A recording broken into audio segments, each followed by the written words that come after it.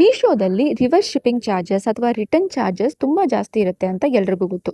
But ಈ reverse shipping ಚಾರ್ಜಸ್ನ ಸೆಲ್ಲರ್ಸ್ಗಳಿಗೆ ಸ್ವಲ್ಪ ಮಟ್ಟಿಗೆ ಕಮ್ಮಿ ಮಾಡಬೇಕು ಅನ್ನೋದಕ್ಕೋಸ್ಕರ ಮೀಶೋದಲ್ಲಿ ರಿಟರ್ನ್ ಅಶ್ಯೂರೆನ್ಸ್ ಅಂತ ಒಂದು ಪ್ರೋಗ್ರಾಮ್ ಇದೆ.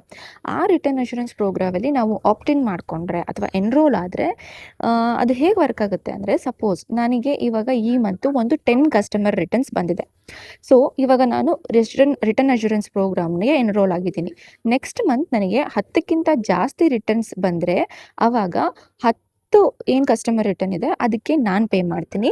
10 ಮೇಲೆ ಬಂದಿರೋ ಅಂಥ ಕಸ್ಟಮರ್ ರಿಟರ್ನ್ ರಿವರ್ಸ್ ಶಿಪ್ಪಿಂಗ್ ಚಾರ್ಜಸ್ನೆಲ್ಲ ಮೀಶೋ ಪೇ ಮಾಡಿಕೊಡುತ್ತೆ. ಇದಕ್ಕೆ ನಾವೇನು ಮಾಡಬೇಕು ಅಂದರೆ, ಜಸ್ಟ್ ನಮ್ಮ ಪ್ರಾಫಿಟಿನ 1%ನ ನಾವು ಮೀಶೋಗೆ ಕೊಡಬೇಕಾಗತ್ತೆ.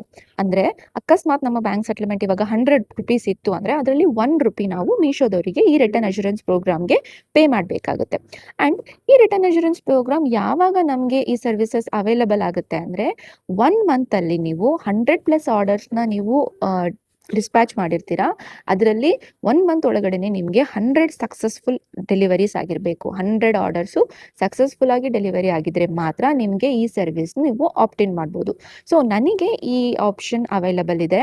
ಸೊ ಲಾಸ್ಟ್ ಅಂದರೆ ದಸರಾ ಟೈಮಲ್ಲಿ ನನಗೆ ಕಸ್ಟಮರ್ ರಿಟರ್ನ್ಸ್ ಅನ್ನೋದು ತುಂಬ ಜಾಸ್ತಿ ಇತ್ತು. ಸೊ ನಂಗೆ ಆ ಮಂತಲ್ಲಿ 12 ಕಸ್ಟಮರ್ ರಿಟರ್ನ್ಸ್ ಆಗಿತ್ತು.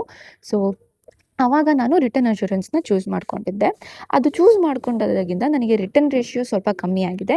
ಆ್ಯಂಡ್ ಇವಾಗ ನನಗೆ 5 ಅಥವಾ 6 ಇಷ್ಟೇ ಕಸ್ಟಮರ್ ರಿಟರ್ನ್ಸ್ ನನಗೆ ಬರೋದು. ಈ ಮಂತ್ ಕೂಡ ಅಷ್ಟೇ 5 ಅಥವಾ 6 ಕಸ್ಟಮರ್ ರಿಟರ್ನ್ ಅಷ್ಟೇ ಬಂದಿರೋದು ನನಗೆ. ಸೊ ಈ ಪ್ರೋಗ್ರಾಮ್ ಇಂದ ನಮಗೆ ಸೆಲ್ಲರ್ಸ್ಗಳಿಗೆ ಒಂದು ಮಟ್ಟಿಗೆ ನಮಗೆ ಈ ರಿಟರ್ನ್ಸ್ ಅನ್ನೋದ್ರಿಂದ ಸ್ವಲ್ಪ ಯೂಸ್ ಆಗುತ್ತೆ. ಮತ್ತು ರಿವರ್ಸ್ ಶಿಪ್ಪಿಂಗ್ ಪೇ ಏನಿರುತ್ತಲ್ಲ ಅದು ಅವರೇ ಪೇ ಮಾಡ್ಕೊಳ್ಳೋದ್ರಿಂದ ನಮಗೆ ಒಂದು ಸ್ವಲ್ಪ ಮಟ್ಟಿಗೆ ರಿಲೀಫ್ ಸಿಗುತ್ತೆ ಅಂತ ನನಗನ್ಸುತ್ತೆ. ಸೊ ನಿಮ್ಗೆ ಯಾರಿಗಾದರೂ ರಿಟರ್ನ್ ಅಶ್ಯೂರೆನ್ಸ್ ಅಂತ ಪ್ರೋಗ್ರಾಮ್ ಓಪನ್ ಆಗಿದೆಯಾ, ಸರ್ವಿಸಸ್ ಆಪ್ಟಿನ್ ಮಾಡ್ಕೊಳ್ಳೋ ಆಪ್ಷನ್ ಇದೆಯಾ, ಕಮೆಂಟಲ್ಲಿ ತಿಳಿಸಿ. ಹಾಗೆ ಇನ್ನೂ ಹೆಚ್ಚು ಮೀಶೋ ರಿಲೇಟೆಡ್ ಕಂಟೆಂಟ್ಸ್ಗೋಸ್ಕರ ನನ್ನ ಪೇಜ್ನ ಫಾಲೋ ಮಾಡೋದನ್ನು ಮರಿಬೇಡಿ.